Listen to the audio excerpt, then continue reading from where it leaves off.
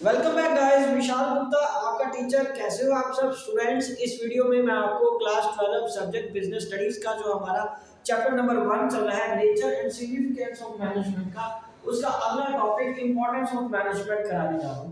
Guys देखने में तो इसके सिर्फ ये 5 ही पॉइंट है, 1 2 3 4 5। पहला, helps in achieving group goal, increases efficiency, मतलब management increases efficiency, creates a dynamic organization, helps in achieving personal objective, and management also helps in development of society। तो एक एक करके अब हम इसको एक्सप्लेन करते हैं, ठीक है जी? तो रेडी हो, चलिए बात करते हैं। सबसे पहले helps in achieving group goal.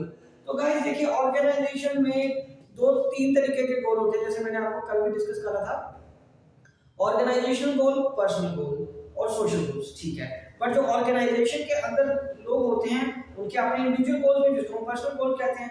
Organisation गोल कुछ और हो, पर्सनल कुछ और गोल और हो, तो फिर वो दिक्कत वाला काम रहता है। तो जो मैनेजर का होता है वो रिकंसाइल करने की कोशिश करता है कि दोनों के गोल्स एक जैसे ही रहें और प्रायोरिटी ऑर्गेनाइजेशन गोल को अचीव करने में रहे। क्योंकि जब ऑर्गेनाइजेशन गोल अचीव हो जाएंगे तो पर्सनल गोल अपने आप ही अचीव हो जाएंगे। सो मैनेजमेंट क्या करती है? हेल्प करती है ऑर्गेनाइजेशन गोल को, ग्रुप गोल को, कॉमन गोल जो है, मेन गोल है, जो जिसकी वजह से हम ऑर्गेनाइजेशन में सारे लोग एग्जिस्ट कर रहे हैं, उनको जल्दी से जल्दी और टाइमली अचीव किया जाए, ताकि उसके बाद आपके पर्सनल गोल भी अचीव हो सके एम्प्लॉय से। दूसरा, इंक्रीजिंग एफिशिएंसी। मैनेजमेंट एफिशिएंसी कैसे बढ़ाती है? गाइस हमने बात करी है कि मैनेजमेंट का जो मीनिंग है उसमें मतलब क्या आता है? Management is a process of getting things done with effectiveness and efficiency. जब आपने proper planning, proper organising, proper staffing, proper directing, proper controlling की हुई है, सारा प्रोसेस ठीक तरीके से लगाया है, काम समय पे कर रहे हो, मिनिमम वेस्टेज ऑफ रिसोर्सेज हो रही है, तो अपने आप ऑर्गेनाइजेशन की एफिशिएंसी इंक्रीज होती है। ठीक है गाइस, समझ आ रही है ना आपको? ठीक है। तो चलिए अब हम नेक्स्ट पॉइंट की बात करते हैं। It creates a dynamic environment. Dynamic environment का मतलब मैं आपको कई बार आपकी भी बता चुका हूं कि और डायनामिक ऑर्गेनाइजेशन का मतलब होता है flexible organisation. So flexible organisation क्या होती है? फ्लेक्सिबल ऑर्गेनाइजेशन का मतलब कि जैसे बिजनेस एनवायरनमेंट पता वो भी फ्लेक्सिबल है, ऑर्गेनाइजेशन को इस तरीके से होना चाहिए कि वो होने वाली चेंजेस को अडॉप्ट करे। तो वो अपने आप तो कोई अडॉप्ट नहीं करेगा कोई भी चेंजेस, कोई बिजनेस एनवायरनमेंट में हुई है, जैसे ट्रेंड चेंज हो गया, जैसे कोई इकोनॉमिक पॉलिसी चेंज हो गई, जैसे अपने कस्टमर का टेस्ट चेंज हो गया, ठीक है ना? तो ये सारी चीजें, कंपटीशन आ गया, ये सारी चीजें कैसे अडॉप्ट करेगा ऑर्गेनाइजेशन? वो with the help of management करेगा। जो भी चेंजेस आती हैं बिजनेस एनवायरनमेंट में, मैनेजमेंट हेल्प करती है एम्प्लॉयज को अंडरस्टैंड कराने के लिए कि भाई ये चीज हमारे लिए जरूरी क्यों है। तो उसको क्या कहते हैं? It helps in creating dynamic organisation. तो नेचुरली जब वो हम उस चेंजेस को अडॉप्ट कर लेते हैं तो हमारा मैनेजमेंट इतना अच्छा होना चाहिए कि वो ऑर्गेनाइजेशन को भी डायनामिक बना दे कि लेट इट बी, कोई बात नहीं, कोई भी प्रॉब्लम आए, कोई भी चेंज आए अपने इन्वायरमेंट में, बिजनेस इन्वायरमेंट में, हमारी ऑर्गेनाइजेशन उसको अडॉप्ट कर लेगी। उसके बाद helps in achieving personal objective. जाहिर है हर एक व्यक्ति का पर्सनल ऑब्जेक्टिव होता है, जैसे कि मैंने आपको पहले भी बताया हुआ है। पर्सनल ऑब्जेक्टिव्स क्या होते हैं? पर्सनल ऑब्जेक्टिव होते हैं सबसे पहले एक व्यक्ति को टाइमली सैलरी देना, उसको वर्किंग कंडीशंस गुड देना।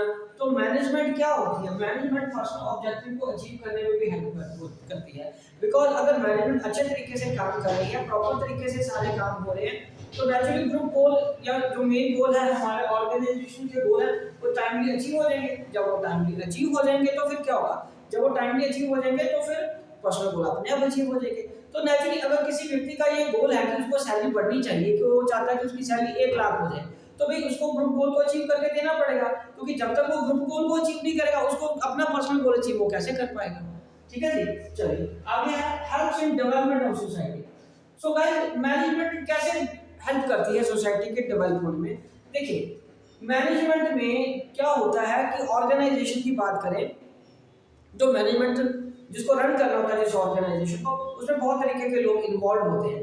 एक एम्प्लॉइज, दूसरे क्रेडिटर्स, तीसरे डेटर्स, चौथा गवर्नमेंट। तो यदि मैनेजमेंट आपकी ठीक तरीके से लग रही है, आपका सारा काम सही ढंग से हो रहा है, तो आप अपने एम्प्लॉइज को भी सेटिस्फाई रख पाओगे, उनको ठीक तरीके से सैलरी टाइम पे सैलरी दे पाओगे। यदि आपने का प्लानिंग ठीक चल रही है, आप प्रोडक्शन ठीक समय पे कर पाओगे। जब प्रोडक्शन ठीक समय पे कर पाओगे तो अपने कस्टमर को भी समान समय पे दे पाओगे। जब कस्टमर को समान समय पे दे पाओगे तो वो भी आपको समय पे पैसे देगा। जब आपको उसको समय पे पैसे मिले तो आप भी अपने क्रेडिटर को पैसे पैसे समय पे दोगे, जब आपका क्रेडिटर को आप समय पे पैसे दोगे तो वो भी आपको रेगुलरली उधार मिलता जाएगा और इधर से रेगुलरली ऑर्डर मिलते जाएंगे। तो जब आपका ये सब दोनों काम रेगुलरली टाइमली हो रहे हैं तो आप एम्प्लॉइज को भी सेटिस्फाई रख पाओगे और आप गवर्नमेंट के जो ड्यूज है वो भी क्लियर कर पाओगे, टैक्स के पाओगे। तो नेचुरली एक प्रॉस्पेरस बिजनेस डेवलप हो गया ना। जब एक प्रॉस्पेरस बिजनेस है वो सोसाइटी में एग्जिस्ट कर रहा है तो अपने आप देश की जीडीपी भी तो बढ़ेगी, क्योंकि सबका सर्कल प्रॉपर तरीके से चल रहा है, डेटर भी खुश है, क्रेडिटर भी खुश है, एम्प्लॉइज भी खुश है, गवर्नमेंट भी खुश है। तो नेचुरली खुश होने का मतलब इकोनॉमिक है ना, इकोनॉमिक को वेलफेयर सबका हो रहा है। जब वो सब वेलफेयर होगा तो देश की जीडीपी भी बढ़ेगी। तो इस तरीके से जो अच्छी मैनेजमेंट है वो देश के साथ साथ सोसाइटी को, मतलब इकोनॉमी को, सोसाइटी को डेवलप करने में भी हेल्प करती है। तो गाइस इन पॉइंट्स को जरा नोट करिए, ठीक है जी। तो गाइस ये टॉपिक छोटा सा टॉपिक था इंपॉर्टेंस ऑफ मैनेजमेंट का, मैं यही कंक्लूड करता हूँ। आई होप कि आपको अच्छे से समझ आ गया होगा। आप इसी तरह मेरे चैनल को सब्सक्राइब करके वीडियोस देखते रहिए और अपना कोर्स कंप्लीट करते रहिए।